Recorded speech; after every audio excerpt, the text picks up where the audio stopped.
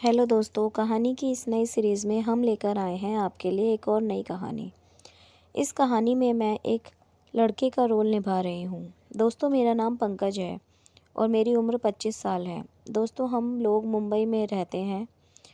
मेरी फैमिली में मेरी मम्मी पापा और मेरा एक बड़ा भाई है। मैं काम के सिलसिले में कानपुर में एक कंपनी में काम करता हूँ। मेरे भैया की शादी होने वाली थी, इसीलिए घर जाना पड़ा। अपने बड़े भाई की शादी में घर जाने के लिए कानपुर में रेलवे स्टेशन पर बेसब्री से मुंबई जाने वाली ट्रेन का इंतज़ार कर रहा था। उस वक्त दिसंबर का महीना था और ठंड बहुत ही कड़ाके की पड़ रही थी। मेरी ट्रेन का समय रात के 10 बजे का था।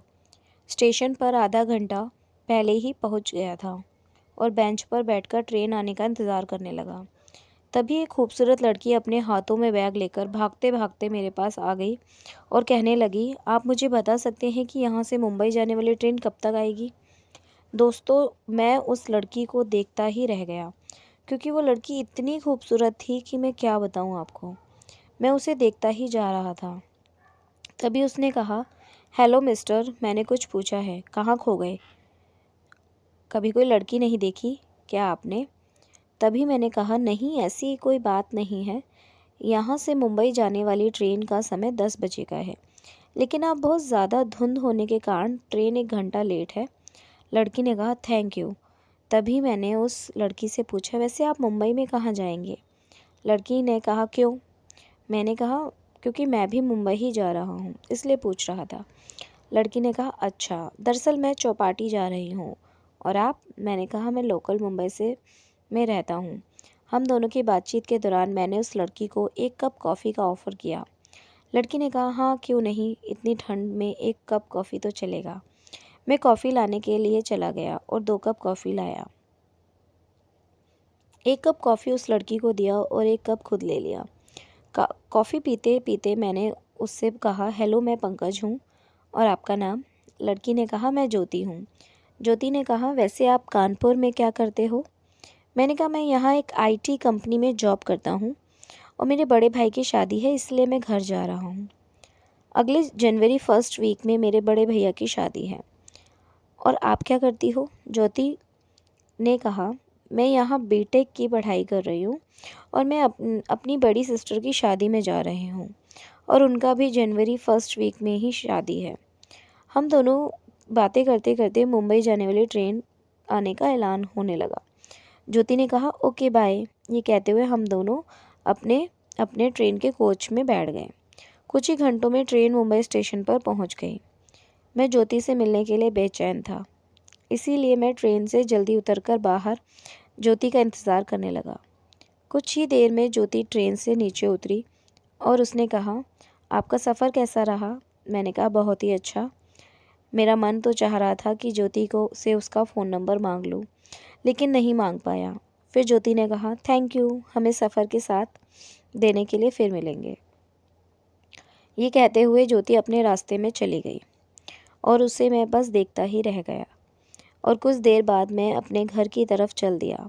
घर जाने के बाद मुझे बस ज्योति की ही याद आ रही थी और मेरा मन उससे मिलने का कर रहा था। आखिर वह दिन आ ही गया जब मेरे बड़े भाई की शादी होने वाली थी। अपने बड़े भाई और बारात के साथ लड़की के घर में शादी के लिए चला गया। लड़की वालों के घर पहुंचकर मैंने ज्योति को देखा। ज्योति कोई और नहीं बल्कि मेरी भाभी की छोटी बहन थी। मैं नहीं जानता था वह लड़की मेरी होने वाली भाभी की छोटी बहन है। हम बारात लेकर लड़की के घर चले गए। तभी ज्योति मुझे अपने जीजा के साथ देखकर हैरान हो गई।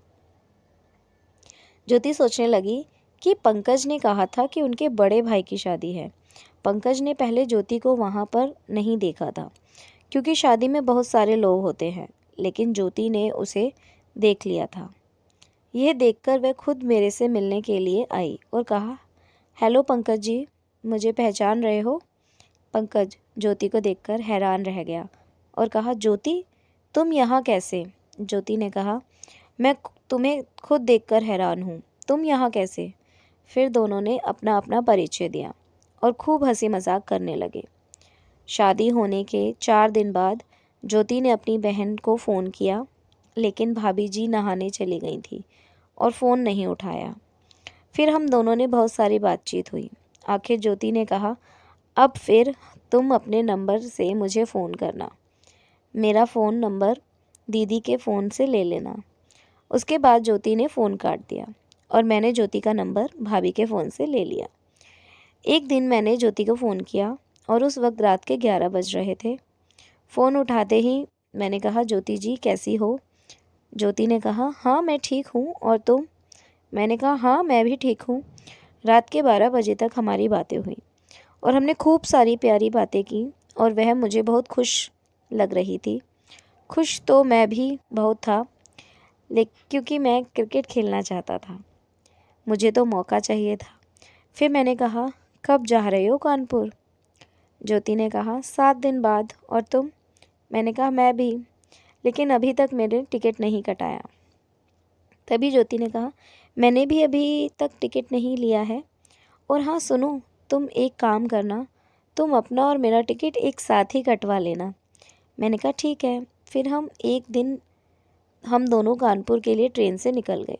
रात का समय था और बाहर बहुत ज़ोर शोर बारिश हो रही थी। हम दोनों साथ साथ बैठकर बातें करने लगे। मैं उस दिन बहुत खुश था, क्योंकि आप तो जानते ही हैं कि हम दोनों के बीच होने वाला था। ठंड भी बहुत ज़्यादा ही थी। तभी मैंने ज्योति से पूछा कि तुम किसी से प्यार करती हो या फिर तुम्हारा कोई बॉयफ्रेंड है? तभी ज्योति ने कहा कि अचानक ये सवाल क्यों पूछ रहे हो? लेकिन मेरे फिर से पूछने पर वह बोली कि अभी तक तो कोई नहीं है। मैंने कहा, क्यों, किसी से प्यार नहीं करती हो क्या? उसने कहा, अभी तक तो नहीं किया। फिर ज्योति मुझसे पूछने लगी कि पंकज, तुम किसी से प्यार करते हो क्या? मैंने कहा, हाँ करता हूँ, तुमसे। ज्योति बोली, पागल हो गए हो क्या? मजाक मत करो, सही सही बताओ, कौन है वह खुशनसीब लड़की जो तुम्हारी होने वाली है? मैंने कहा, ज्योति सच में मैं तुमसे बहुत प्यार करता हूँ और मैं तुम्हारे बिना नहीं रह सकता। ज्योति, तुम्हें क्या पता है, जब मैंने तुम्हें पहली बार देखा था तब से मुझे तुमसे प्यार हो गया था। इतना सुनते ही ज्योति भी मुझसे कहने लगी कि आई लव यू पंकज, और मैंने ज्योति को अपने प्यार का इजहार कर दिया। थोड़ी देर बाद मैंने ज्योति से पूछा, आपने कभी क्रिकेट खेला है? उसने कहा, मैंने कभी नहीं खेला। क्या तुम मुझे क्रिकेट खेलना सिखाओगे? मैंने कहा, क्यों नहीं। उसके बाद तो दोस्तों हम समझ ही सकते हैं, जिस चीज़ को पाने के लिए मैंने इतना इंतज़ार किया था, वह लम्हा अब मेरे सामने था। हम दोनों ही एक दूसरे में खो जाना चाहते थे। हम दोनों को ही बिल्कुल भी सब्र नहीं हो रहा था। तो दोस्तों, ये कहानी आपको कैसी लगी, हमें कमेंट करके ज़रूर बताएं और हमारे इस चैनल को सब्सक्राइब ज़रूर करें और इस कहानी को अपने दोस्तों के साथ शेयर ज़रूर करें। धन्यवाद।